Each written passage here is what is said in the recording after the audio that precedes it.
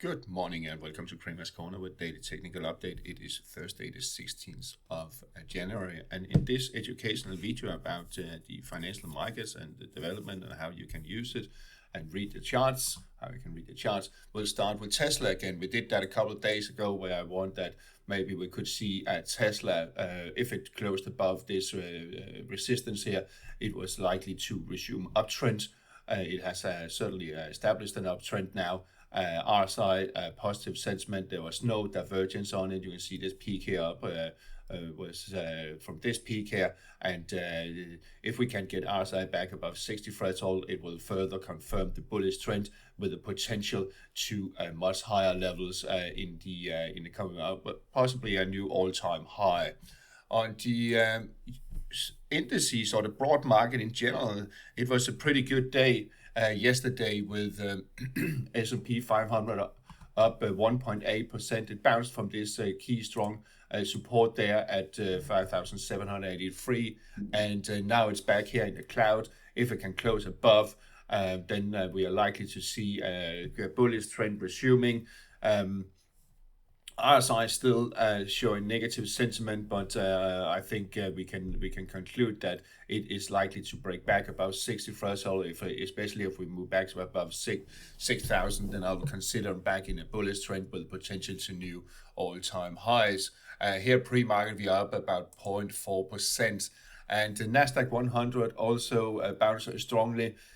Excuse me. RSI never went into negative sentiment. And it stayed within the falling trend line here and above the 40 threshold. Now it's broken above its own upper falling trend line in this wedge-like pattern, and I take that as a sign that we are likely to break bullish out of this falling channel like pattern here. This is, I would call it a pennant. It is likely to, or flag actually, it's a flag. And if it breaks above the upper falling trend line, we are likely to see newer all-time highs. Dow Jones also had a good day yesterday, very close to testing the resistance at 43,374, and close back above that. I think we can conclude that now we have established the bullish trend or reversed the trend, and if we can get RSI back above 60 threshold, it will further confirm that. And if we can get the Dow Jones index back above the cloud, it has resumed a bullish trend with the potential to test the previous all-time highs around 45,000. EuroStoxx50 had a very good day yesterday, up more than 1%, and is now very close to the resistance here at 5,077. I think it will take it out. I also think that the RSI will break above the falling trend line here. It already back above 60 threshold, and if it does break above the falling trend line, then I think it will cancel this divergence picture here, and there's potential up to previous all-time highs around 5,122. Pre-market, as we can see, we are up about 1%. We are up about 1%, so very close to this little resistance there. And here we have the all-time high, 1,120 and a change. So I think we are on that. Where we can also see the RSI here. It's no divergence now on the pre-market here, indicating likely higher levels. DAX index, excuse me, already new all-time high, and I think we'll see it pushing higher towards 21,000.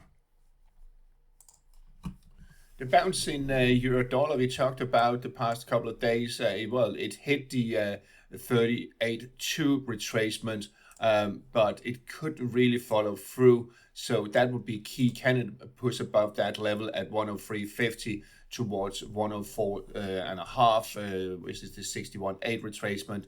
It is not impossible to do it. I mean, we're still in showing negative sentiment, indicating short-term downtrend exhaustion, but it is a little bit of a struggle. So keep an eye on this 103 at the peak yesterday. If it can't get back above that, well, then downtrend is set to resume. On cable, sterling dollar, well, the bounce is not really doing much. And if it takes out 120, 121 here once again, then expect a push down towards 120 and also lower. If we're looking at the weekly chart, we can see what we are headed. we are headed towards 120, 118.5 area. So really bearish there on cable, but I think I would like to have a correction before next push lower. The euro sterling that got rejected here at 84.5. Still potential higher, no divergence on the positive RSI, indicating likely higher levels, but a bit of a correction as we talked about. If it takes out this peak here from yesterday, well, then there's potential much higher towards 85.5, 86 level. Dollar yen dipped below support at 155.95. It's not the strongest support, I should say, but still it is a support. Divergence on the RSI indicating a trend exhaustion, and we could still see it dipping. If it dips below once again, then we could see a larger correction, maybe dipping all the way down to the 61.855 level, possibly down to that the 200 moving average. But let's see, there's still some support here from the 55 coming up that will add to the support here around 155. The euro yen, excuse me, euro yen testing the 159.80 support and the lower part of the cloud. Still positive sentiment on the RSI. Keep an eye on what's going on here with the RSI 40. Will it break below, or will it be bouncing off? If it does, we can also see it bouncing back here on the euro yen and back above the cloud. Then it could resume uptrend. The Aussie yen, on the other hand, still bearish, and I still believe we'll see lower levels towards 95 and 93.65. Sterling yen, here it is. Sterling yen also lower towards the lows here from early December. We could see it lower if it takes out 188. Well, then there's not much stopping it until down here, and it seems very heavy at the moment. We can see 55 broken below the 200, and it won't take long. Then it could also break below the 100 moving average. So we are in a bearish trend on sterling yen. Aussie dollar continuous bounce, testing the upper falling trend line here. If it really can get its mojo back, and then there could be potential up to the 83 resistance. And what we can do also, we can add a Fibonacci to the entire downtrend here and see, okay, will that give us anything? If it takes, I would say 63, 45 is the next level to watch out for. And what we can do is we can add a trend line. See, it's just around there where we have a little bit of a resistance too. And then I think the correction could be over, because medium term, as we can see here on the weekly chart, is bearish. Very stretched, I would say, of course, but there's no divergence on the RSI. But let's see if it could still bounce quite a bit.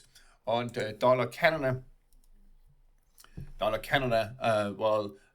still once again actually testing the support here at 143.35. It's not the strongest one. You see it dipping down a couple of times, actually close below here. What you should also keep an eye on is the RSI and the falling trend line here. If it breaks back above that falling trend line, breaks it back above 60 threshold, it could resume uptrend here on dollar Canada. But we are in a bit of correction mode. For now, it's just more or less sideways, but there is potential to 142.20. That should not be ruled out, at least. Still in Canada, find some solid ground here around 175, and I think we'll see a bounce up to at least the 38.2 retracement and the 200 moving average at 176.73.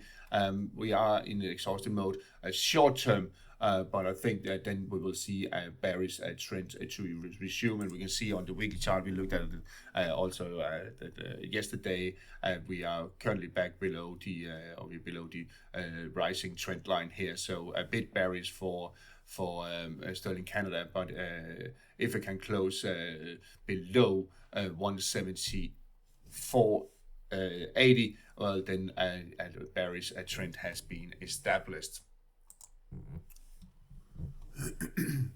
Euro Swiss still in this slightly rising trend here, stalling a bit. forming a ascending like triangle. But what you keep an eye on is this rising trend line here. If it starts breaking below it and below the level at 93.35 and below the cloud, then we could see a bearish trend to resume. It needs to take out 94.50 for upside potential. Dollar Swiss, we are in a correction mode. So we talked about it the past few days. Let's zoom in a little bit more. Here I'm keeping the weekly chart on because we can see the broader picture. It's a good idea always to see the broader picture. Testing the steep rising trend line here, I would say there's still potential to a correction down to around 90.20, where we have the 38.2 retracement, but also some strong support there. There is a slight divergence on the RSI indicating trend exhausted, and we saw this top and reversal pattern, this doji evening one. So we should see a larger correction, at least down to around this level. But on the medium term, we are in a bullish trend. It's just stalling here around the 200 weekly moving average.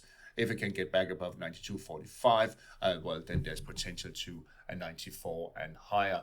Dollar Canada dollar index, almost similar picture. It actually dipped down to test the lower rising trend line and the 38.2 retracement at 108 and a quarter, just above it, and then it bounced. But still, there is potential. If it takes out 108.25, well, then you could see a correction down to 107.16, where we have a little bit also stronger support there. But medium term, we are in a bullish trend towards 111 and potential higher. Gold, let's zoom in a little bit. Gold, well, it has established an uptrend, dipped below the upper falling trend line, bounced off the 55 moving average, slowly crawling towards 27.20, 21 resistance up here.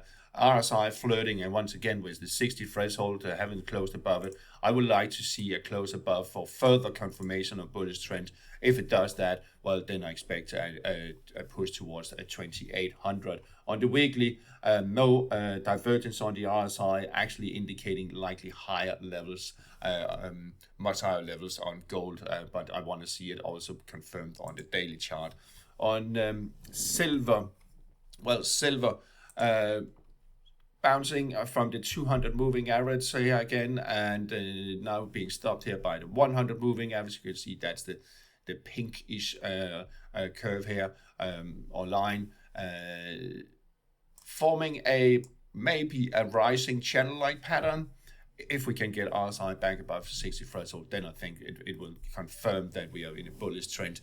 But there is some strong overhead resistance. It will be a struggle, I believe. But let's see. For now, we do have higher high, higher low, and higher high. So we have established a bullish trend. Copper. Well, copper seems to now has establishing itself above the 433 resistance, confirming this double bottom-like pattern here. I think we'll see a push towards 450, potentially higher.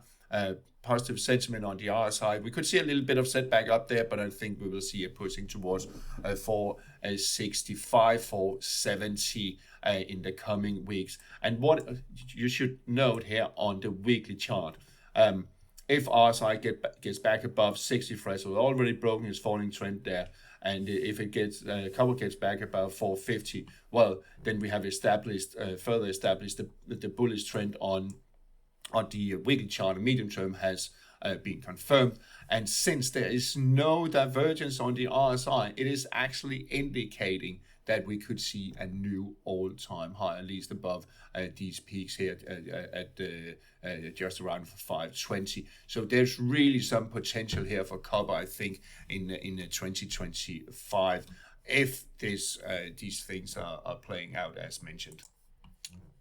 WTI crude oil closed yesterday above resistance at 80 and a quarter, pushing higher.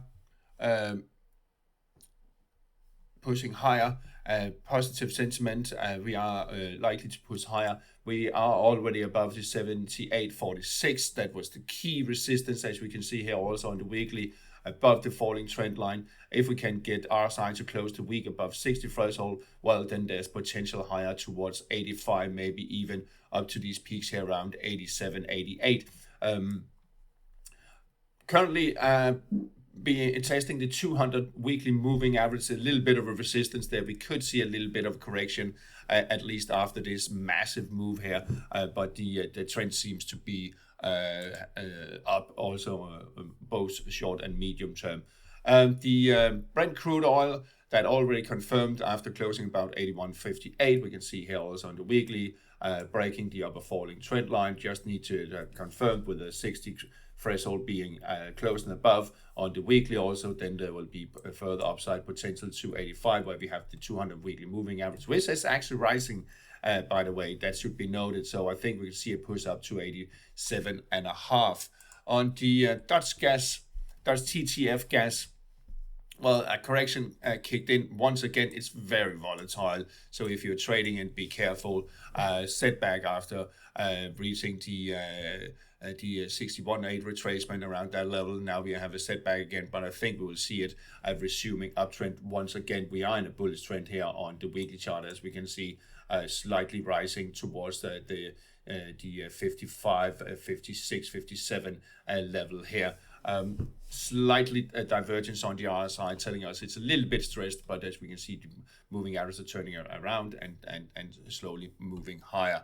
Henry Hub yesterday closed about $4, which could spell a little bit of trouble for American consumers. We actually closed about $4 yesterday. Next move is, can it take out the spike up there at 437? If it can do that, well, then there's potential up to around $5 on the Henry Hub US nat gas. We are in a bullish trend, as we can see here. So and I know there's been promised very cold weather in the on the northern hemisphere over there. So it really crawling high. We can also see, I mean, it's coming from around $1.50, so it's actually several times up here on the nat gas. A correction seems to kick in here on the US 10-year Treasury yields after reaching 480. Could see it correct down to around 455. Some support here at 450. I don't think it will be larger than that, and then we could see a bullish trend resuming, positive sentiment, no divergence on the RSI. Same picture here on the weekly. It is in a bullish trend towards 5%, and also think higher later on. But it will take a little bit of time, of course. But a correction seems to be needed here. If we adjust this and say, okay, just the last leg up there, we can see that we are very close to the 61.8 retracement at 462, where it could also bounce from. So keep an eye on those levels. The 2-year, the US 2-year Treasury yield, also correction phase, but you will see higher highs, higher lows, higher highs, and now we have a correction once again. I think it will slowly crawl higher, but not with the same pace as the 10-year. So we have a steepening of the curve, but there is potential to around 450, maybe higher here on the 2-year, but around 450, there's potential to that. On the European 10-year, the Euro 10-year, correction already down to the 38 retracement at 251, and then it's bounced. There's still potential up higher towards 270 and higher, but a correction was not surprised. We talked about it, that it was a bit stressed here with the RSI well above 80, so we should see a correction.